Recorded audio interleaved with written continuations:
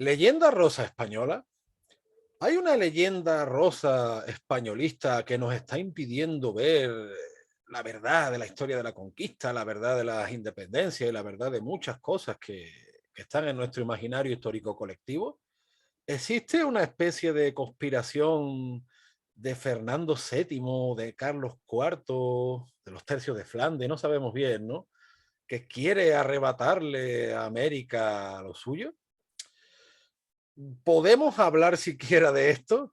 En fin, con el pana Emilio Acosta Ramos, que ha estado muy activo últimamente en las redes sociales por este tema. Teníamos pensado hacer un programa de otra temática, pero preferimos, por las circunstancias, como decimos, sobre todo porque Emilio, a través de su canal de Venezuela Provincial, le han estado dando duro con el tema, acusándole de leyenda rosa. A mí también, pues, me acusan cada dos por tres de que si nosotros defendemos una leyenda rosa, un paraíso en la tierra, etcétera, etcétera, pues venimos, Emilio, a coger este toro por los cuernos, ¿no?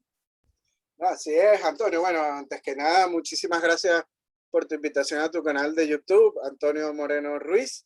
Y bueno, sí, vamos a estar hablando de este tema que está en boga, ¿no? Últimamente ha estado de moda, inclusive dentro de algunos círculos que solían ser anti-leyenda negra, pues últimamente están diciendo que está proliferando mucho la leyenda rosa. Hay que aceptar que hay un sector extremista también que ha distorsionado un poco la verdad histórica, pero para todo, para gustos y colores hay de todo, ¿no? Sí. Hay que decir que cuando hablamos de leyenda, hablamos de historias falsas o inventadas, pero cuando utilizamos documentación, crónicas, hechos que son irrefutables, pues no estamos hablando de leyenda, estamos hablando de cosas que fueron reales y que para nada son leyendas rosas. Entonces, cuando uno suele decir, por ejemplo, que los datos de Humboldt, de que había tantos millones de indígenas en la América Española, que es contrario a lo que se decía en Europa, de que el Imperio Español había masacrado a los indígenas, pues Humboldt con sus datos lo desmiente, ¿no? Mira, había una población de indígenas de 13 millones, poniendo los mestizos, y cada vez la población estaba aumentando. Entonces, a nosotros al señalar ese dato estamos diciendo mentiras, estamos cayendo en leyenda rosa, ¿no? Entonces muchos dicen, no, pero es que Humboldt también decía cosas negativas, ya. Es que las cosas negativas del Imperio Español es lo que más se ve y lo que más hay dentro, no solo de los sistemas educativos en España y en Hispanoamérica, sino en temas de la cultura pop, por Sí. llamarlo de alguna manera. O sea, yo empiezo preguntando, ¿qué peso tiene esa? Porque, como bien has dicho, si es verdad, sobre todo por las redes sociales, pues pululan, no sé, ilusos, indocumentados. Nosotros mismos lo hemos tratado en varios programas. Por ejemplo, el programa que hicimos de hispanistas contra lo prehispánico, denunciábamos precisamente esto, oye, que no todo lo prehispánico es malo, porque de hecho España tampoco buscó exterminar todo lo prehispánico, sino al contrario, sino incorporarlo a su civilización, a su acervo, ¿no? Y así fue. Si no hubiera sido así, nunca hubiera funcionado una monarquía universal de 3 siglos prácticamente, ¿no? Está claro, pues, de que hay ilusos. Yo creo que hay un discurso, sobre todo de gente a lo mejor mal informada, de decir, nosotros fuimos a América y les dimos, no, perdón, nosotros no fuimos. Eso pasó hace siglos y fueron los descendientes directos de los hispanoamericanos. Nosotros somos los primos y los sobrinos. Y al igual que España aportó mucho a América, me refiero a España peninsular o europea, también América aportó muchísimo, que yo creo que esa es la gran asignatura pendiente que en España debemos reconocer, los muchísimos aportes americanos que están en nuestra vida cotidiana. Ahora bien, dicho esto, las redes sociales, bueno, todo el mundo puede opinar, todo el mundo puede escribir y hay para todos los gustos, como tú decías.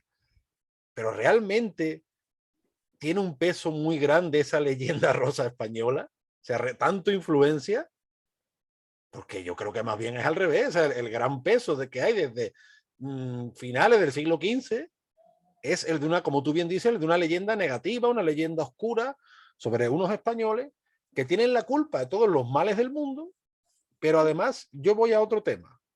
Te decía Emilio lo de que si tanto peso tiene esa leyenda rosa, cosa que a mí me parece ridículo. Y segundo, ¿por qué hay tantos cuestionamientos morales o moralinas, mejor dicho, ¿no? La moralidad es algo mucho más serio que la moralina, ¿no? con el periodo de conquista española. Es que yo no veo que haya cuestionamiento moral con los faraones egipcios, con los babilonios, pues qué sé yo, es que yo no te digo ya ni siquiera con los imperios modernos, ¿no? Yo no veo que haya cuestionamientos morales con los cartagineses cruzando los Alpes o con los fenicios expandiéndose desde el Mediterráneo hasta posiblemente las islas británicas que llegaron, ¿no?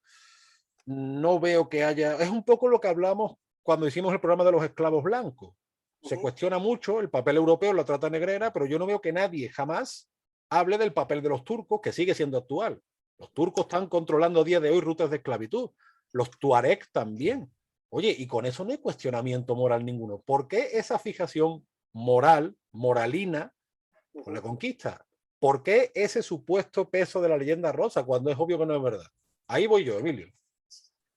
Bueno, yo creo que es porque, como he dicho al principio, está inculcado, bueno, hasta los tuétanos en la sociedad y entonces a muchos le hace cortocircuitos mentales que uno desmonte, ¿no? La leyenda negra y entonces ya al basarse sobre todo uno en documentación y cuestiones así, pues empieza el ataque personal sistemático.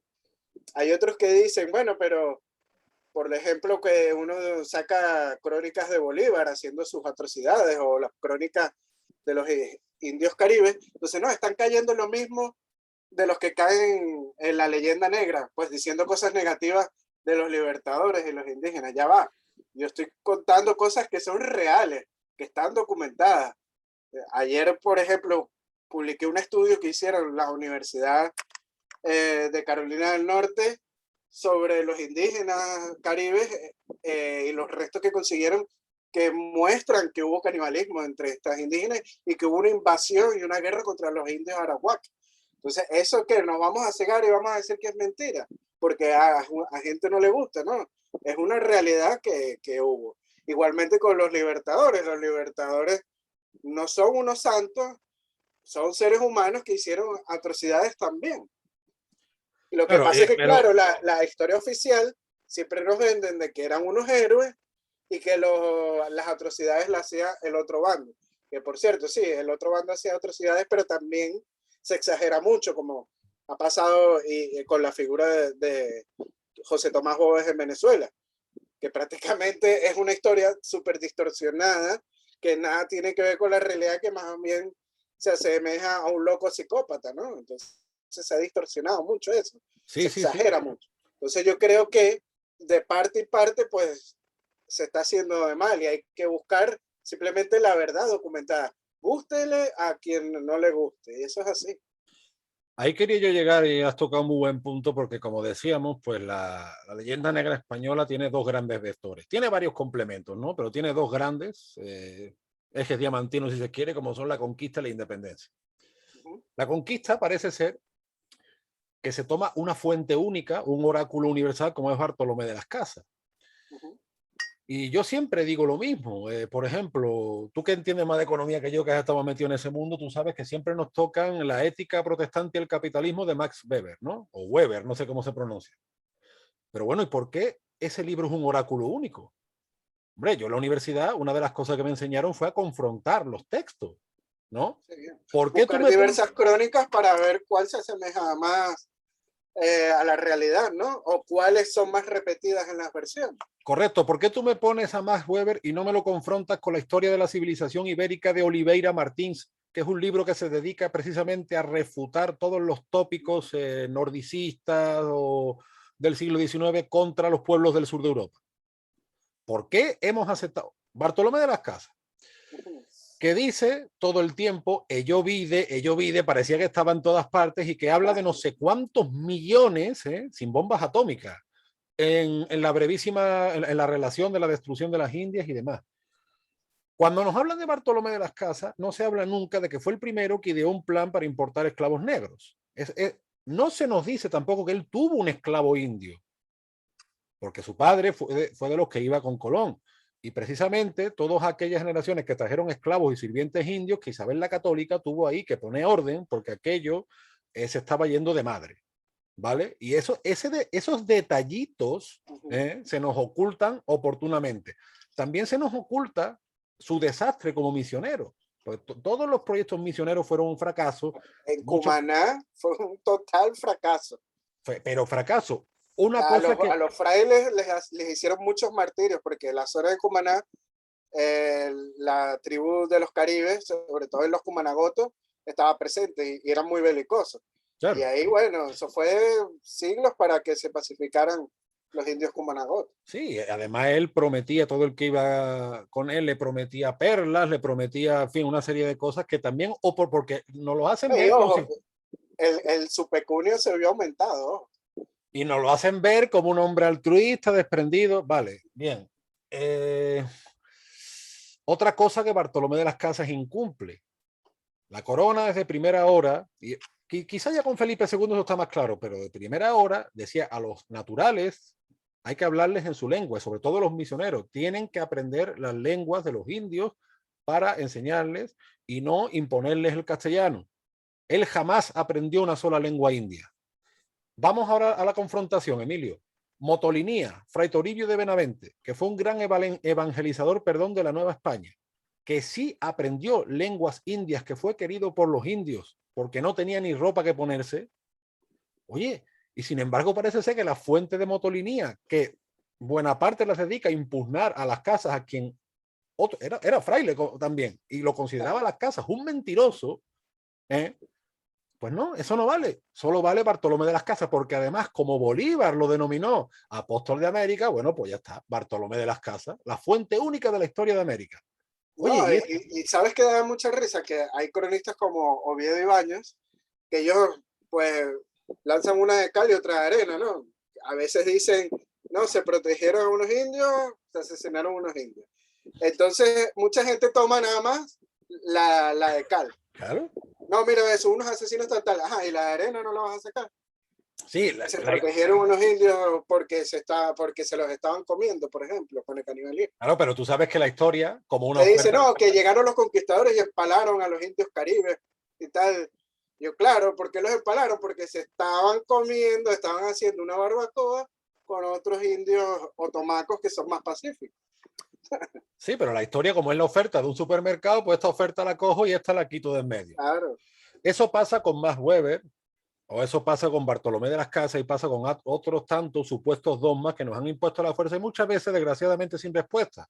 Y por eso a nosotros no nos conviene nunca la leyenda rosa. O sea, ¿qué te digo yo? Ojo, que hay mucha gente, yo no digo que no haya gente que sí cae en leyenda rosa, porque hay muchos hispanistas que lamentablemente niegan que hubo esclavitud. Esclavitud la hubo. Claro. Desde el No, primer momento la y, hubo. y además con un Que punto el hipócrita. aparato, el Estado español, la monarquía española, trató siempre, ¿verdad?, de tratar mejor a esos esclavos, que en comparación con otros imperios, pues el trato es muchísimo mejor, y lo podemos ver hoy en día, el racismo que existe todavía en los países anglosajones o en los países hispanoamericanos es un mundo totalmente diferente.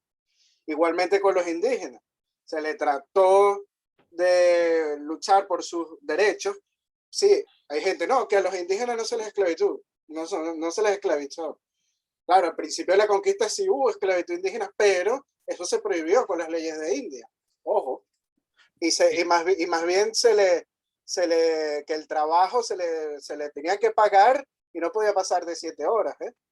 Claro, ocho horas en la época de Felipe II, pero tú has tocado un buen punto, porque de hecho con la esclavitud hay un punto hipócrita, porque muchas veces se le echa la culpa a los portugueses. Sí, bueno, pero también hubo españoles que hicieron negocio con los portugueses este tema, pero volvemos atrás, es que ni siquiera los portugueses controlaban eso, porque finalmente quien controlaba la esclavitud eran tanto los caudillos negros como los árabes que llevaban siglos controlando la esclavitud de los africanos. Árabes, tuaregs, bereberes, igual que los turcos, controlaron un grandísimo mercado de esclavos europeos. Turquía fue una especie de Haití blanco. Entonces, bueno, Claro. es lo que tú dices. No, y Tú ojo, te es que vas para a... que exista la esclavitud tiene que haber una oferta y una demanda. ¿Quiénes eran los que compraban los esclavos en la América Española? Los que se la pasan denunciando que no, que la esclavitud de los españoles en América, justamente eran los criollos los que compraban los esclavos. Claro. Simón Bolívar era un rico hacendado con más de 2000 esclavos en sus haciendas. Entonces, Y no, que es la esclavitud de los españoles a los negros. Claro, pero ¿quiénes eran los que compraban la mayoría de los esclavos? El 90% eran los criollos, que eran los dueños de las haciendas. Y no se habla tampoco, vamos, con muy buen apunte el que acabas de señalar, y no se habla tampoco de la complejidad del proceso. O sea, cuando hablamos de la esclavitud, parece ser que era blancos contra negros, no se habla de la implicación de los propios africanos o de los árabes que llevaban siglos controlando ese mercado nefasto.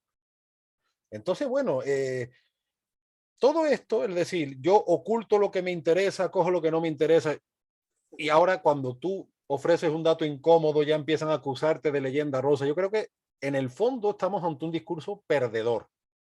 Y me explico.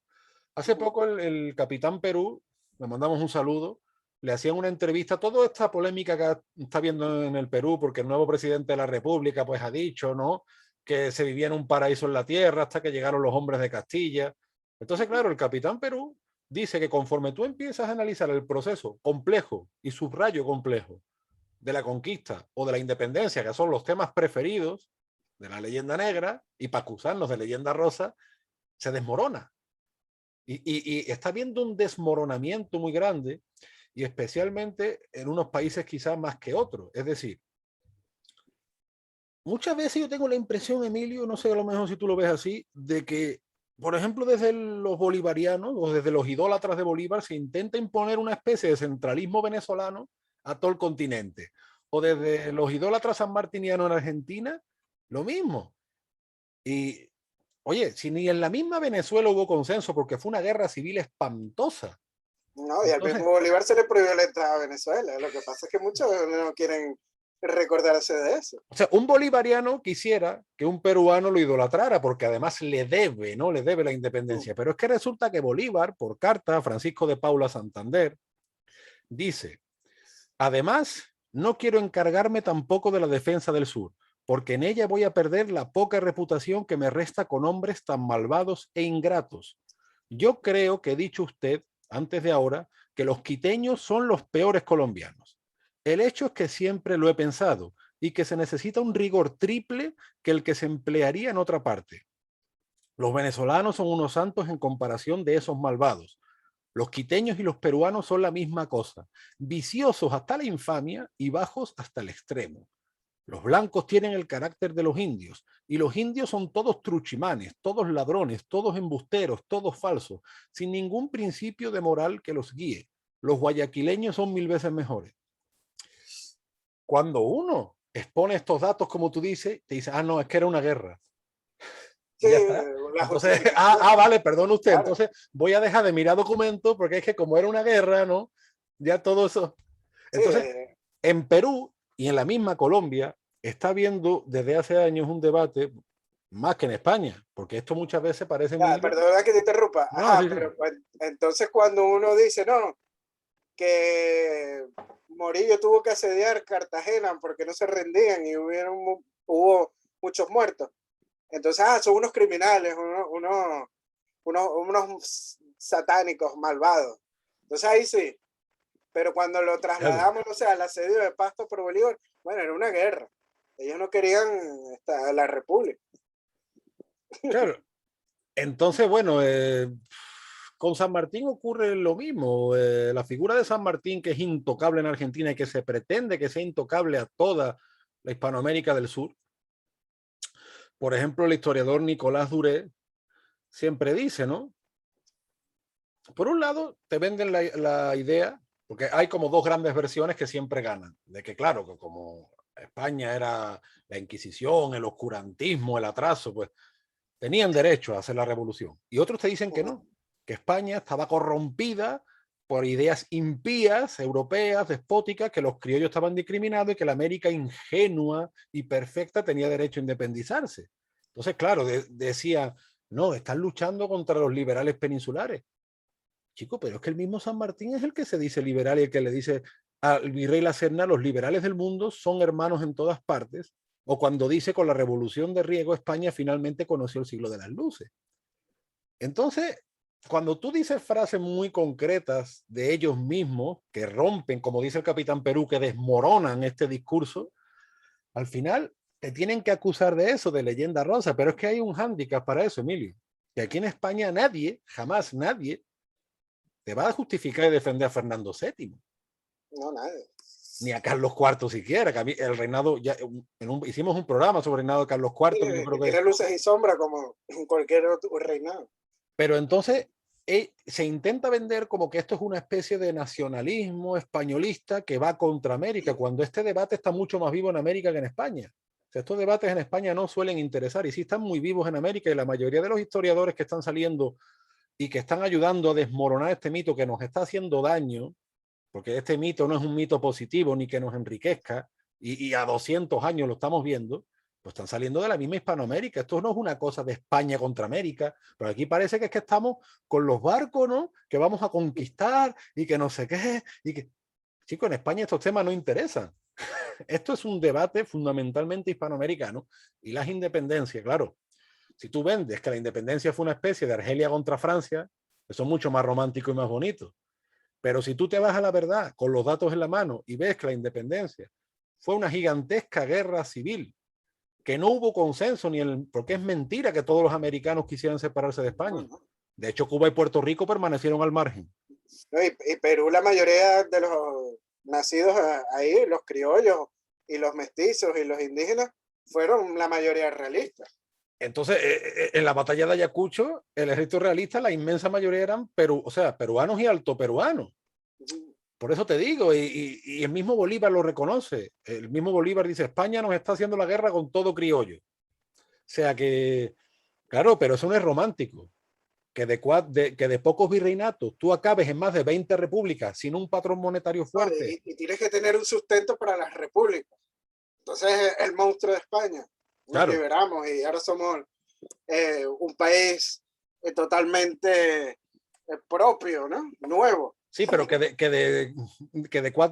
teníamos Nueva España por un lado, ¿no? Por otro lado Perú, Nueva Granada, Río de la Plata. Y de ahí salen más de 20 repúblicas. ¿De quién es la culpa de eso entonces? ¿Le seguimos echando la culpa a España? ¿O a Fernando VII? O de los mismos caudillos que querían el poder, los caudillos locales. Yo creo que suena más por ahí, ¿no? Claro, pero eso no es romántico, Emilio. No, no.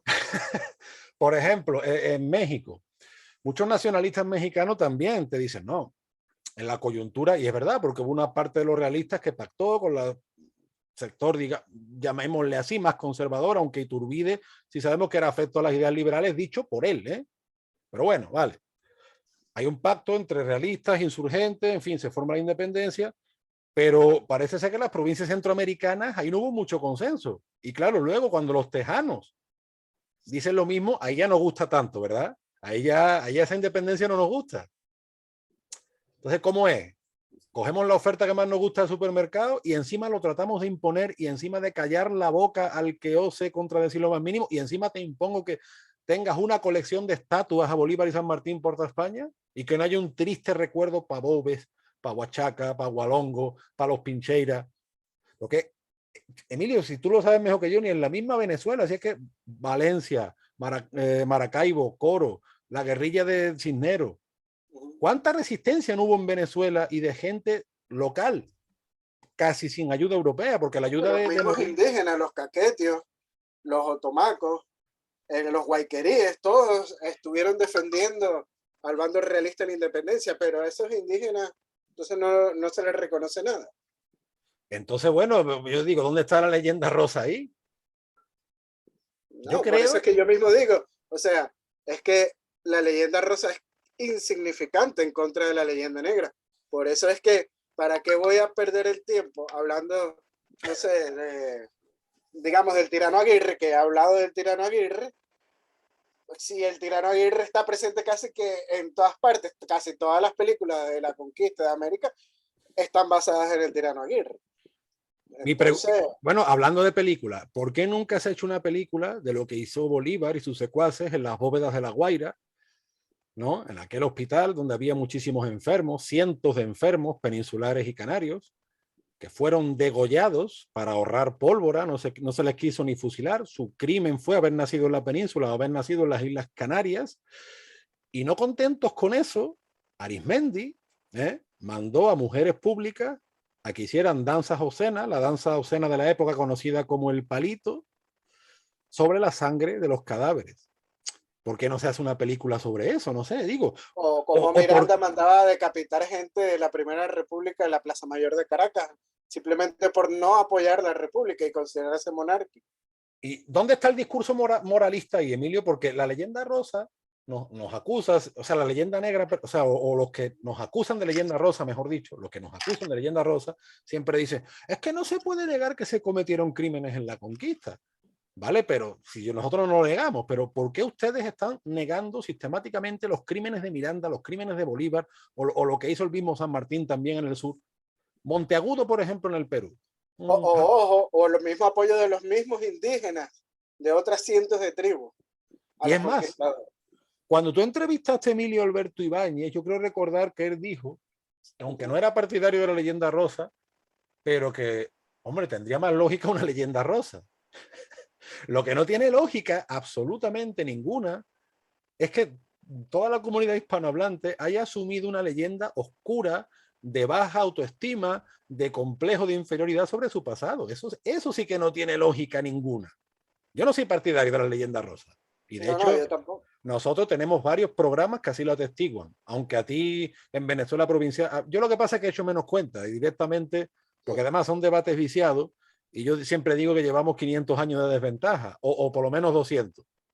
Pero a eso voy, o sea, incluso si hubiera un peso grande de la leyenda rosa, coño, es que eso tendría más lógica. Lo que no tiene lógica ninguna es ese suicidio mental colectivo que llevamos practicando en masa. No, para nada, no tiene ninguna lógica y es lamentable, ¿no? Desde que ciertos, inclusive hasta mismos hispanistas, hay una página muy importante con muchos seguidores de Argentina, no la voy a nombrar, pero que está en estos días atacando la leyenda rosa y dando datos documentales que son ciertos, pero yo lo que digo es, sí, ok, está bien los datos documentales, pero es que de eso ya hay demasiado, demasiado. Entonces, nadie está negando que hubo cierto, vamos a decir, confrontamientos en la conquista o confrontamientos en la independencia. Son guerras en las que nadie sale bien parado, ¿no? Algunos más, otros menos.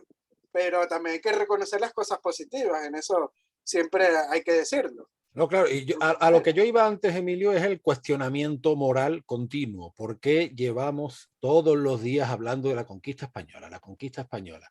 ¿Por qué ese cuestionamiento moral? Por ejemplo, cuando el jacobino tucumano Monteagudo toma las riendas del Perú, nos tenemos que creer que San Martín era un angelito que no sabía lo que estaba haciendo, pero este señor confiscó los bienes de los peninsulares, que muchos eran lo que a día de hoy llamaríamos currantes.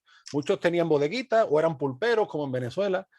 ¿Por qué les prohibió reunirse? ¿Por qué les prohibió portar armas? ¿Por qué? O sea, una serie de cosas. Y luego a ti te atacan porque te dicen, no, es que tú no dices que los indios no podían portar armas cuando el tema es mucho más complejo. Sin embargo, callan cuando Monteagudo hacía eso, además, con población civil. No estamos hablando de población militar, lo hacía con población civil, quitándole todo tipo de derecho a gente que llevaba años sudando en ese país y que ya tenía vínculos familiares. Entonces, yo vuelvo a lo mismo, Emilio. Este supuesto cuestionamiento moral de estos supuestos solidarios que son muy sensibles, como dice cierto actor que tampoco quiero nombrar porque no quiero darle publicidad, un farandulero español muy conocido, no, claro, es que sí, yo me considero superior moral frente a una cosa como que entran en éxtasis, ¿no? Y levitan y vuelan. Y, bueno, ¿y por qué no hay ese cuestionamiento moral? Vuelvo a repetir. Pues yo qué sé, con el Imperio Británico, o con el Imperio Chino, o con el Imperio Otomano, ¿no? Hay muchas naciones a día de hoy que siguen sin reconocer el genocidio armenio. Oye, aquí no pasa nada, no pasa absolutamente nada. O la guerra de la Triple Alianza, ¿no? Esa No, y ojo, que coalición. hay mucha gente que dice, no, lo que pasa es que está en boga porque somos hispanos, ¿no? Y es lo que nos incumbe a nosotros. Pero es que si tú te pones a ver en otros países, en Estados Unidos, o en la misma Inglaterra, o hasta la misma Francia, también hablan de estos temas, ¿no? De la conquista de América y lo malo que fueron los españoles. Es que eso voy, Y bueno, ahí surge la leyenda negra de esos claro, países. pero es más, si solo podemos hablar de temas hispanos, ¿por qué ahora todo el mundo es un entendido en Afganistán o por qué todo el mundo es un entendido en Oriente Medio? Son cosas ilógicas, ¿no? Entonces, pero bueno, lo que me preocupa es que hay una moda ahora de esto de la leyenda rosa algunos ni leyenda negra ni leyenda rosa, y entonces se ponen a atacar a la gente pues que está documentando y luchando contra la leyenda negra. Ojo, que como dije al principio, sí, desde el hispanismo a veces se cae un poco la leyenda rosa. Hay un hispanismo muy extremista que siempre suele achacarle la culpa a los extranjeros, de que Sí, no, de que fueron los masones con unas teorías conspiranoicas que no quiero ahondar en el tema, pero que es casi que una novela, ¿no? O por ejemplo, no, los ingleses, los franceses, tal, es la culpa de ellos, claro, o sea, no toda la culpa fueron de los claro. ingleses, también hubo culpa en la misma Hispanoamérica o en el mundo hispano, porque había gente como Miranda, como Bolívar, que estaba conspirando contra el imperio. También había gente de otros países, como el mismo Napoleón o con Francia, que invadió la península y hizo daño. O sea, es un conjunto de muchas cosas, o sea, que devinieron en el caer del imperio español. Pero tampoco nos podemos estar rasgándonos y decirnos que no, que toda la culpa es como dicen algunos, no, es de los Borbones, ¿no? De unos mismos hispanistas dicen que la culpa es de los Borbones, cuando nosotros hemos hecho programas y hemos dicho mucha documentación de que no era así. No, y no solo eso, sino que los Borbones, al lado de los gobernantes que vinieron después, fueron santos. Claro. Porque si tú, mira, todas las cosas que se le achacan a los Borbones, la discriminación de los criollos, que eso es rotundamente falso, o incluso el tema de que fueron muy severos con los impuestos. A ver, ¿fueron más severos que épocas anteriores? Sí, pero si tú comparas, además, la monarquía borbónica, lo que trata además de que haya una recaudación más seria, más fértil y que le afecte sobre todo a las más grandes fortunas, que eran los que compraban y vendían los oficios, que era una corruptela que, sobre todo con los austrias menores, ya llegó al su punto. Entonces, si tú comparas eso con los abusos que han venido después de la independencia, dices tú, bueno, pero ¿de qué estamos hablando? ¿Por qué? Hablando de eso, hay una página también de, vamos a decir, llamarla libertaria, ¿no? Que muchos se ponen a decir, no, quien, ya lo voy a leer, quien destruyó el imperio español fue la misma monarquía española al centralizar las economías de las colonias y sus recursos para España, causando su pobreza, marginalidad y decadencia. Está hablando de los Borbones, ¿no? Entonces hay que decir que justamente con los Borbones es que se desarrolla los territorios que estaban más abandonados, como la Capitanía General de Venezuela. Su época dorada fue justamente con los Borbones, Sí, desde sí, sí. Felipe VI y no hablemos ya con Carlos III, ¿no?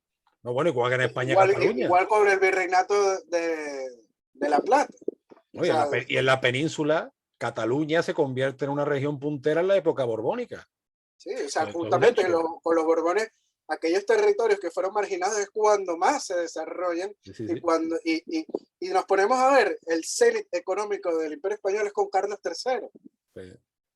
Es cuando el Real de 8 está más presente en todas partes del mundo. Sí, sí, Y es sí. cuando la calidad de vida en ciudades como eh, Ciudad de México, Bogotá, Lima, Potosí o la misma Caracas, pues en las mismas crónicas inglesas lo dicen, son las ciudades más ricas del mundo, Mm. sobre todo México y Lima. Tú has tocado un punto sensible que yo creo que es bastante interesante, el tema de echarle siempre la culpa a otros, que yo creo que todos al final Sí, acabamos cayendo en eso, porque claro, es más fácil eso que reconocer los propios errores de uno, eso es algo muy, muy humano, ¿no? Y sí es verdad que es una actitud que muchas veces se critica el indigenismo, pero está siempre llorando, pero hay otros que también están siempre llorando. Entonces, bueno, chicos, ya sabemos lo que pasó. Por tanto, vamos a construir a partir de ahí, no estemos todo el día llorando y echándole la culpa a los demás. Eso yo creo que es un buen punto que todo hispanista se tendría que plantear, ¿no? O incluso que países que tengan muchos defectos tienen muchas virtudes. Por ejemplo, Estados Unidos, que tendrá todos los defectos del mundo. Oye, pero yo con mi currículum soy mucho más valorado en Estados Unidos que en España. Entonces, está claro que tenemos un problema que tenemos que asumir y que tenemos que arreglar nosotros, porque nadie va a venir a solucionarte los problemas. El problema añadido es que si tú le ofreces una munición oscura sobre tu historia, como en su día ofreció Bartolomé de las Casas, los demás lo van a aprovechar, eso es lógico. Y esa munición rosa, a mí me van a perdonar, pero yo la veo a cuentagota y la veo en 4 desinformados en las redes sociales. No existe una maquinaria propagandística de leyenda rosa española. Yo no veo que en la BBC, por ejemplo, Emilio, se hable de las bondades de la monarquía hispánica, Ni en la misma televisión ni en española, la misma televisión, bueno, que va, ni en porque la eso está lleno de CNN, leyenda negra. ni Sí, en la CNN, ni en Russia Today, ni en ningún medio internacional. Ahora, de la leyenda negra lo veo todos los días. todos los Y días, bueno, claro. y la BBC, los panegíricos que le ha hecho la BBC a Bolívar. Vamos. Entonces, bueno, No, chicos, yo creo que la gente tiene que entender que la historia no es blanca ni negra. En la historia hay muchos matices, muchos colores, desde desde el blanco, pasando por el gris, por el amarillo, por el azul, por el verde, por el rojo, por el negro. Es una paleta de colores la historia, que tiene cosas positivas, menos positivas, más negativas, más malvadas, por llamarlo de alguna manera, y que no es blanco y negro, ¿no? Y que más bien no tenemos que estar gastando el tiempo, como dirían en Venezuela, no hay que gastar pólvora en Samuro, porque el daño está más hecho es en contra, o mejor dicho, a favor de la leyenda negra. explica que es Samuro, que mucha gente no lo va. Samuro es como le llaman a los buitres en Venezuela, A ¿no? los buitres, sí, no, A los gallinazos, ¿no? exacto. Entonces no vas a gastar pólvora en cazar un buitre, ¿no? Claro, es que además es una actitud muy infantil, porque mira, si Bolívar dice, y lo estoy leyendo textual para no, por miedo a equivocarme, porque ha de saber usted que los pastusos son los demonios más demonios que han salido de los infiernos, o de todos los países es tal vez Sudamérica el menos a propósito para los gobiernos republicanos, porque su población la forman indios y negros más ignorantes que la raza vil de los españoles de la que acabamos de emanciparnos. Si uno dice esto, no está haciendo leyenda rosa. Vayan ustedes a las fuentes, como decía el filósofo Gustavo Bueno, vayan a las fuentes, hay que definirse. Basta ya de que nos cuenten solo una parte, como yo digo, Bartolomé de las Casas sí, Motolinía no, Max Weber sí, Oliveira Martins no. No, no, señores, vayan a la fuente, porque nuestra historia, gracias a Dios, es muy rica, muy compleja y está muy documentada. Eso es una diferencia con respecto, una diferencia universal. El archivo de Indias y tantos archivos que hay repartidos por toda América, porque esa monarquía, con todos sus componentes, con todas sus contradicciones, lo que se quiera, pero se preocupó de documentar, y esa es la gran ventaja que tenemos. Entonces, no hagamos como hacía Américo Castro, el famoso que se inventó la teoría de las 3 culturas, que Américo Castro siempre tomaba una frase, por ejemplo, ¿qué te digo yo? De Cervantes, ¿no? Y decía, ah, claro, porque dijo esto de judío converso, pero resulta que 2 renglones más para abajo estaba sacado de contexto, ¿no? No, eso Américo Castro era un maestro en hacerlo para justificar su teoría de las 3 culturas, ¿no? O decir que eso es una prolongación. No digo que Américo Castro fuera negro legendario, pero sí la utilizaba la leyenda negra. La idea de un, Eso es manipulación de la historia, claro, que muchos historiadores lo hacen, ¿no? la idea Eso de un está mal. Islam idílico frente a un cristianismo que nos quitó ese paraíso, ¿no? Que, en fin, pues eso se toma muchas veces la cosa de Américo Castro, de coger una cosita y este era así, este era así, o de decir, los españoles somos distintos porque somos moros, o decir, somos muy malos porque echamos a los moros. Cuando me conviene, oiga, las dos cosas a la vez no pueden ser, vamos a definirnos mejor, ¿no?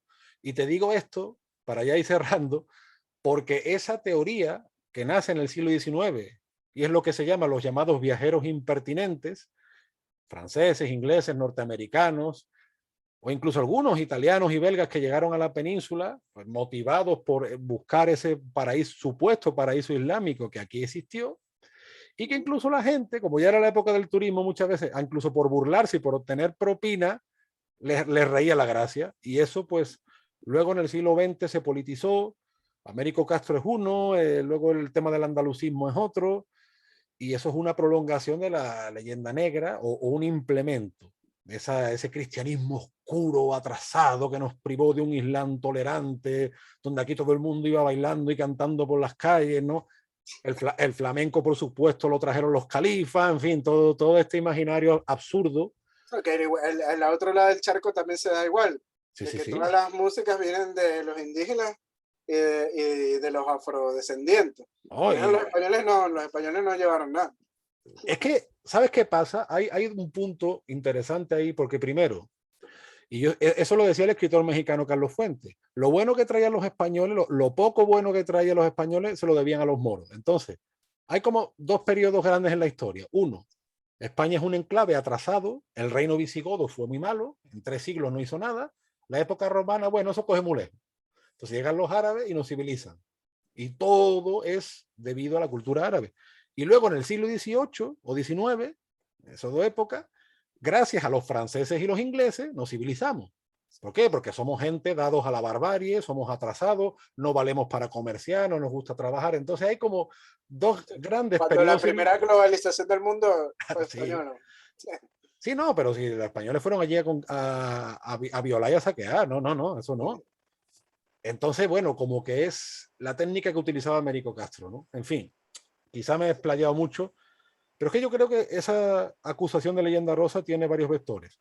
La conquista, la independencia, dentro de la independencia la supuesta discriminación de los criollos, todos los submitos que subyacen de ahí, y al Andaluz, el gran paraíso que perdimos por culpa de la Inquisición, y etcétera, etcétera, ¿no? Entonces, bueno, Bueno, una vaina. sí, yo lo que te digo es que es una paleta, ni negra ni rosa, o sea, yo no me siento cómodo con ningún color porque la historia es muy amplia. Los conquistadores no fueron miembros de una ONG, ni los libertadores tampoco eran miembros de ONG. En las guerras pues se mata y se hacen muchas salvajadas. Los miembros de Incluso las ONG, Emilio, tampoco son muy santos, ¿eh? tampoco son muy santos. ¿Eh? Y bueno, incluso cuando se crean universidades, hospitales, es porque también se va a dar un beneficio, ¿no? O sea, para, para un Estado. Y en este caso, el beneficio es el desarrollo de un país, ¿no? Entonces, para ganar una batalla tienes que desarrollar un país, tienes que establecer un imperio, hay que hacer guerra, hay que crear universidades, hospitales, imprentas, hay que matar gente, por supuesto, no hay que decir, hay que decirlo también, pero yo creo que la leyenda rosa es tan falsa como la misma leyenda negra, y hay que dejarlo así de esa manera. Yo creo que incluso todavía más porque es una propaganda por encima de otra propaganda. O sea, es como la crisis nuestra, que desde 2008 es una crisis detrás de otra. Pues esto es un poco así, ¿no?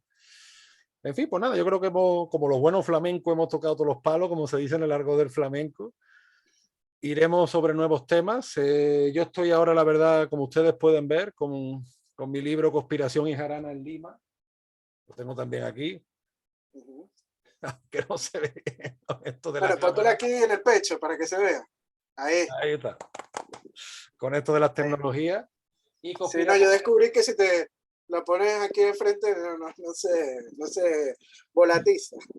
La verdad que estoy muy contento por el interés, y Conspiración y Jarana en Lima trata un tema espinoso, como es el tema de las independencias, de lo mal que se ha contado, en la propia España también se ha contado muy mal, y donde los realistas son los protagonistas, que yo creo que ya después de 200 años, pues ya está bien la cosa, ¿no? Así que nada, Emilio, encantado de estar contigo. Una vez más, no olviden darle me gusta, suscribirse a este canal de Antonio Moreno Ruiz, y por supuesto de Emilio Acosta Ramos en Venezuela Provincial. Emilio está muy activo en las redes sociales, ahí poniendo Vamos, cosas, también peleándose con medio mundo. Y saludamos, vamos, Emilio, también a Borja Ares, que gracias al Borja. Patreon pues nos está ayudando. Tanto Venezuela Provincial como Antonio Moreno pues tenemos Patreon. Estamos abiertos.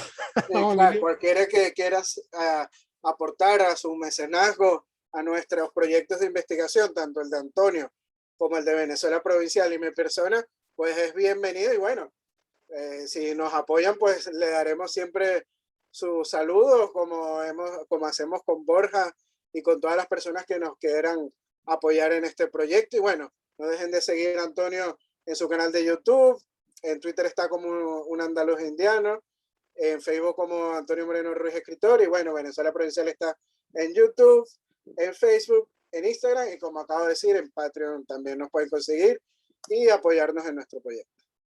Correcto. Pues nada, Emilio, nos vemos en la próxima. A ver esta semana cómo se va desarrollando con estos temas candentes. Con estos temas que siempre surgen a un tema ahora. Así que bueno, un abrazo para ti, Antonio. Un abrazo, cuídate, hermano. Chao, chao. Fíjate, hasta luego.